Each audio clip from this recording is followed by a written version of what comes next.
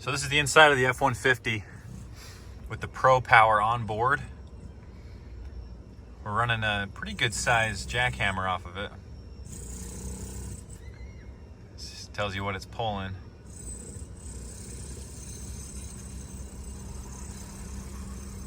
So it's giving quite a few watts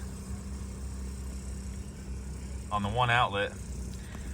The truck is not running. It's running off the battery pack. Because this is the, I guess, the hybrid version